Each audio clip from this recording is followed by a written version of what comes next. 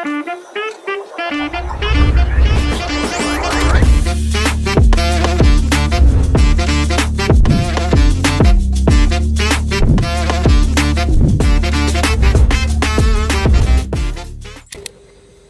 teman-teman semua, selamat datang di video kami. Pada kesempatan kali ini, kita akan membahas materi mengenai hukum ketenagakerjaan pada mata kuliah regulasi bisnis. Hukum ketenagakerjaan ini sangat berguna banget loh buat kita semua, terutama bagi pekerja, usaha, dan terutama bagi kita mahasiswa bisnis digital pada sekarang ini. Sebelum lanjut, izinkan kami memperkenalkan diri terlebih dahulu. Nama saya Putri Alim Banjarwan dan rekan saya. Kenalkan, nama saya Brian Septian Purba. Tanpa berlama-lama, mari kita mulai videonya.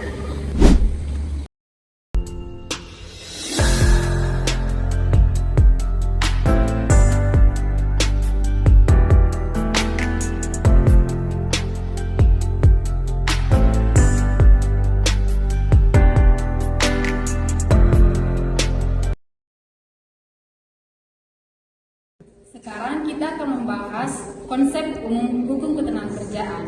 Dulu, hukum ketenagakerjaan ini disebut dengan hukum perburuan.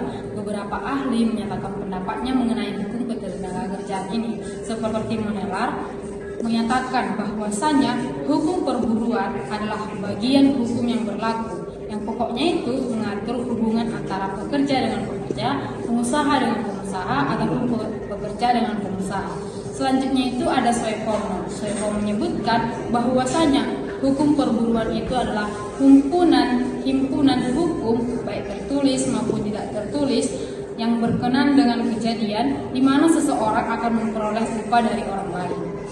Nah, meskipun banyak ya pendapat ahli mengenai hukum ketenagakerjaan ini, namun intinya hukum ketenagakerjaan ini adalah peraturan ataupun himpunan peraturan yang mengatur hubungan antara pekerja dengan pekerja, pekerja dengan pengusaha, ataupun pengusaha dengan pengusaha, atau pihak-pihak terkait lainnya. Hukum ketenagakerjaan Indonesia ini memiliki asas. Nah, asasnya itu sesuai dengan asas nasional di Indonesia, yaitu asas demokrasi, adil dan merata.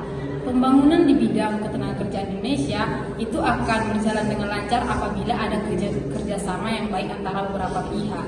Nah, apa sih tujuan dari hukum ketenagakerjaan ini? Tujuannya itu agar mewujudkan keadilan sosial di bidang ketenagakerjaan, memberdayakan tenaga kerja, menciptakan lapangan kerja yang merata, dan meningkatkan kesejahteraan pekerja dan keluarga. Tujuannya itu mulia banget ya.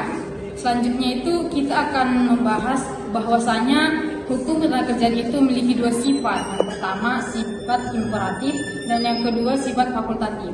Sifat imperatif yaitu bahwasanya hukum itu harus ditaati, tidak boleh dilanggar.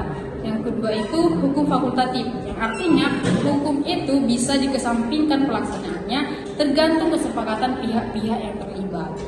Nah, selanjutnya kita akan masuk ke dalam sejarah hukum ketenagakerjaan di Indonesia. Nah, kita akan bagi ke dalam dua, yaitu sebelum kemerdekaan dan sesudah kemerdekaan.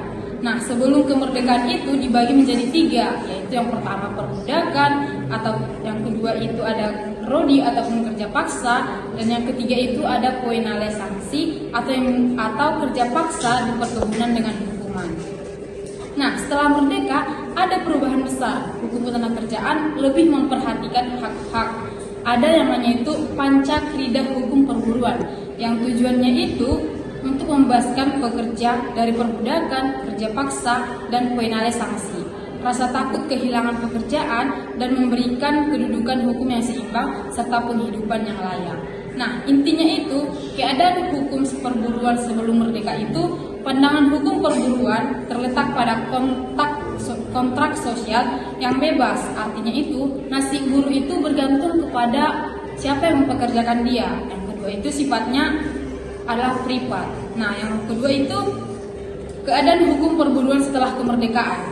Peraturannya itu yang tadinya peraturannya privat, sekarang itu beralih ke publik.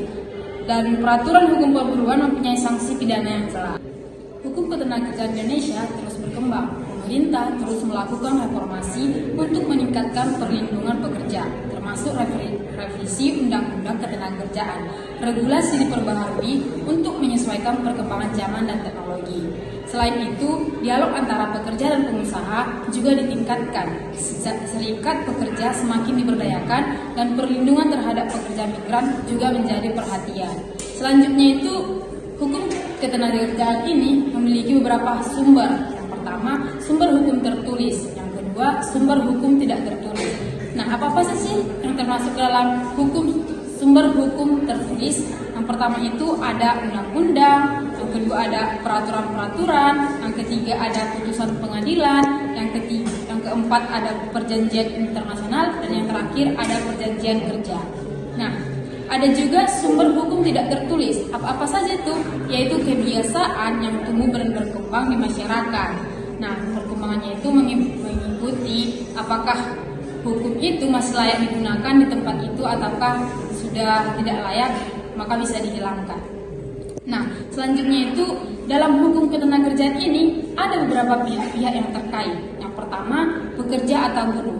Pekerja atau buruh adalah orang yang bekerja ataupun menerima upah. Yang kedua, pemberi kerja ataupun disebut dengan pengusaha. Nah, pengusaha ini adalah orang yang memberikan pekerjaan. Yang ketiga itu ada serikat kerja atau serikat buruh, yaitu organisasi yang dibentuk oleh pekerja untuk memperjuangkan hak dan kepentingan mereka. Yang keempat ada organisasi pengusaha seperti Kadin dan Apindo yang mewakili kepentingan pengusaha. Yang kelima itu ada kerjasama bipartit dan tripartit, yaitu forum komunikasi antara pengusaha, pekerja, dan pemerintah. Yang keenam itu ada Dewan Pengupahan. Nah, Dewan Pengupahan ini yaitu lembaga yang bertugas memberikan rekomendasi tentang pengupahan. Dan yang terakhir itu ada pemerintah. Nah, pemerintah di sini bertugas sebagai pengawas dan pembuat kebijakan di bidang ketenagakerjaan. Baik, di sini saya akan menjelaskan tentang hak pekerja. Pertama, mari kita bahas hak-hak dasar yang dimiliki oleh setiap pekerja atau buruh. Hak-hak ini merupakan bagian dari perlindungan hukum yang wajib dipenuhi oleh pengusaha. Beberapa hak penting pekerja meliputi beberapa bagian. Yang pertama, hak atas pekerjaan dan penghasilan yang layak, hak atas upah yang adil dan tepat waktu, hak untuk berserikat dan berkumpul dalam serikat pekerja, hak atas keselamatan dan kesehatan kerja, hak untuk diperlakukan secara adil dan tidak diskriminatif, hak atas kebebasan menyuarakan pendapat, hak atas privasi dan perlindungan data pribadi. Lanjut ke bagian kedua, kewajiban pekerja. Selain memiliki hak pekerja, pekerja juga memiliki kewajiban yang harus dipenuhi sesuai dengan pasal 1603 KUHP Perdata. Kewajiban utama pekerja antara lain, yang pertama melaksanakan pekerjaannya sendiri kecuali ada izin dari pengusaha untuk digantikan orang lain. Yang kedua, menaati peraturan dan petunjuk yang diberikan oleh pengusaha selama tidak bertentangan dengan hukum. Yang ketiga, bertanggung jawab atas kerugian yang timbul karena kelalaian atau kesengajaan, termasuk membayar ganti rugi atau denda jika diperlukan. Masuk ke bagian ketiga tentang hak dan pengusaha. Di sisi lain, pengusaha juga memiliki hak-hak yang diatur dalam Undang-Undang Nomor 13 Tahun 2003 tentang Ketenagakerjaan.